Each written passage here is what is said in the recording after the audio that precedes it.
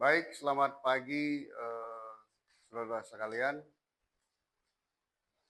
Pagi ini saya akan menyampaikan materi sesuai dengan RPS kita, yaitu di bidang psikiatri ilmu kedokteran jiwa. Nah, karena ini pertemuan yang pertama kali, saya memperkenalkan diri. Saya Dr. Ketut Tirka Nandaka, spesialis kedokteran jiwa, sebagai pengampu atau salah satu pengampu mata kuliah ilmu kedokteran jiwa klinis, ya. Sesuai dengan RPS, hari pertama ini kita akan belajar tentang basic science atau dasar-dasar dari ilmu kedokteran jiwa, mulai dari psikiatri biologi. Kita tahu bahwa etiologi dari gangguan jiwa itu multifaktorial. Salah satu etiologinya adalah faktor biologi atau neurobiologi. Mari kita bahas tentang peran neurobiologi. Nah, kita kenal di dalam neurobiologi, di dalam psikiatri ada beberapa. Yang pertama adalah neurotransmitter, kemudian neurogenetika, kemudian neurohormonal. Namun pada pertemuan hari pertama ini saya akan fokus di neurotransmitter. Slide. Oke. Neurotransmitter adalah satu zat kimiawi otak berupa molekul yang disintesis di dalam neuron, preneuron, kemudian dilepaskan ke celah sinap, kemudian ditangkap oleh reseptor fase sinap dalam rangka untuk menyampaikan pesan-pesan.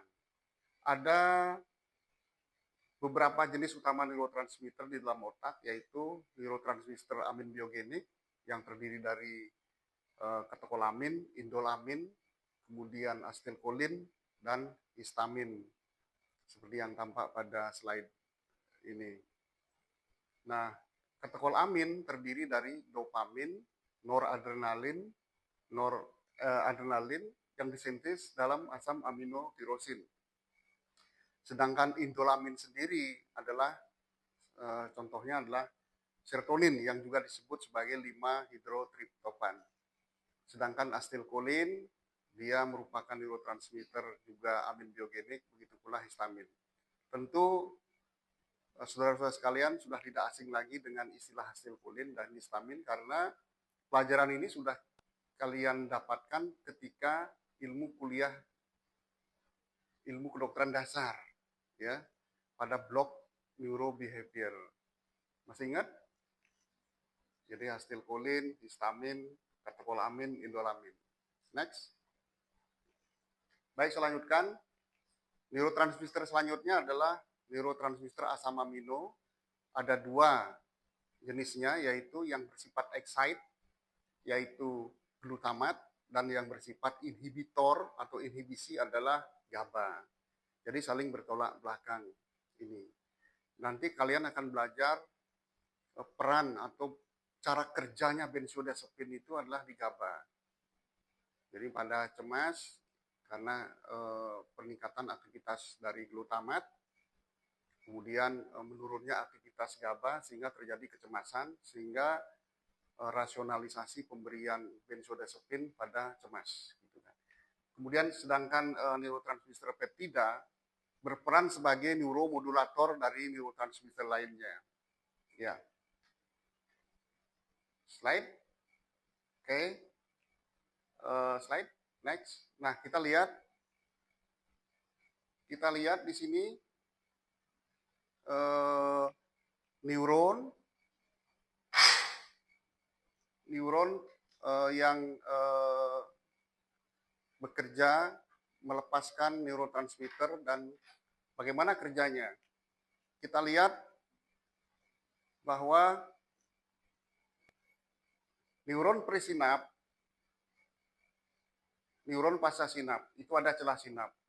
Manakala ada stimulus dari neuron presinap untuk merangsang mengeluarkan neurotransmitter, kemudian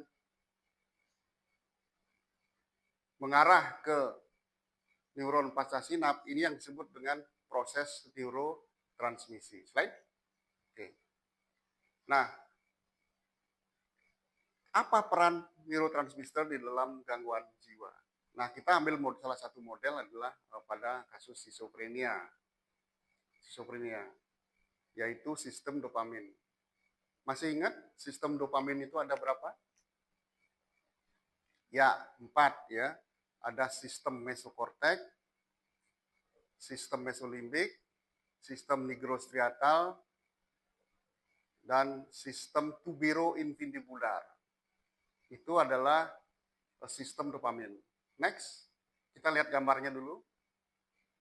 Next, next.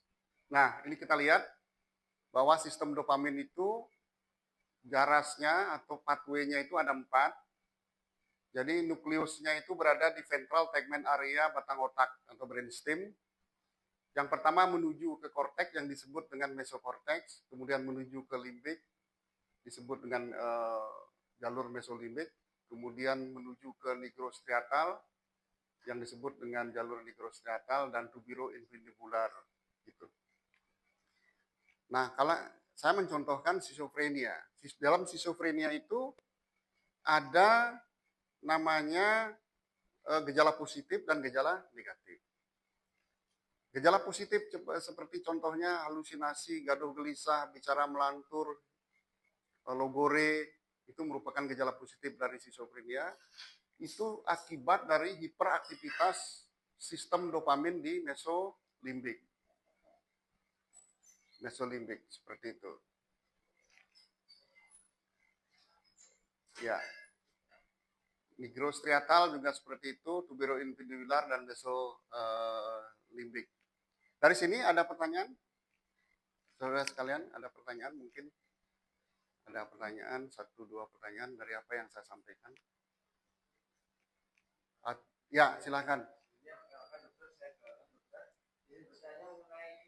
Bagaimana nanti yang terutama di sistem apanya kok bisa dopamin itu berpengaruh pada skizofrenia? Skizofrenia bisa dengan gejala masing-masing gitu banyaknya waham, pendengaran ataupun pemikiran yang terus di otak itu, apakah ada perbedaan dari pathway-nya sehingga nanti gejalanya munculnya itu beda-beda seperti itu? Ya, pertanyaan yang bagus. Coba kita mundur lagi slide-nya.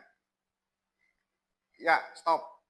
Nah, masing-masing jaras ini tentu mempunyai fungsi atau peran dari sistem dopamin itu sendiri. Misalnya pada jalur mesokorteks. Dalam jalur mesokorteks itu, dari nukleus ventral tegmen area menuju ke korteks, baik ke korteks frontal maupun korteks prefrontal. Nah, kita harus tahu dulu dan kita mengingat bahwa fungsi dari korteks itu apa? Prefrontal korteks itu apa? Sistem ini berfungsi mengatur motivasi, konsentrasi, memulai aktivitas bertujuan, terarah dan kompleks, serta tugas-tugas fungsi eksekutif. Nah, itu. Nah, manakala sistem ini terganggu, maka itu pun juga terganggu. Slide berikutnya, sistem limbik ya. Sistem limbik. Nah, ini kita lihat. Jaras ini berproyeksi ke regolimbik seperti nukleus accumbens, amigdala, hipokampus, nukleus dorsalis, media thalamus, dan gyrus singulat. Sistem ini mengatur ekspresi emosi, belajar, dan penguatan dan kemampuan hedonia. Manakala terganggu di sini, maka itu pun terjadi nanti halusinasi, persepsinya terganggu. Kemudian ekspresi emosinya. Makanya pasien-pasien schizophrenia dengan terganggunya jaras ini, maka timbul inadekuat, ya, asosiasi longgar, kemudian ekspresi emosinya yang tumpul, dangkal, dan seterusnya. Itu pada schizophrenia. Nah, begitu pula yang terganggu adalah persepsinya, sehingga timbul halusinasi, halusinasi dengar, halusinasi penglihatan, dan seterusnya. Itulah yang mendasari kenapa terjadinya disregulasi dari sistem dopamin ini. Sistem dopamin ini mengakibatkan gejala-gejala pada schizophrenia. Nah, mari kita lanjutkan dengan sistem serotonin ya, sistem serotonin. Lanjut. Ya, ini gejala-gejala positif. Gejala positifnya hostility, excitability, delusion, persepsi, grandiosity. Itu artinya gejala positif itu seharusnya tidak ada gejala, ada. Itu namanya gejala positif. Sedangkan gejala negatif seharusnya tidak ada, tapi ada. Seharusnya ada tetapi tidak ada. Itu gejala negatif. Baik. Nah, kalau serotonin agak sedikit berbeda, ya, berbeda. Dia jarasnya juga ada jarasnya, mulai dari nukleusnya berada di mana namanya itu nukleus rape, medialis dan lateral brainstem menuju ke sama ke korteks, kemudian ke limbik, kemudian ke lebih banyak ke korteks bagian belakang. Serotonin itu lebih luas sebarannya daripada dopamin. Nah, ini juga demikian. Serotonin itu lebih banyak mengatur tentang suasana hati. Makanya pada kasus depresi sering sekali muncul gejala-gejala depresi akibat terganggunya distribusi atau aktivitas daripada neurotransmitter serotonin ini. Seperti itu. Ada pertanyaan sampai di sini? Baik, kita break dulu. Nanti kita lanjutkan lagi setelah kita diskusi.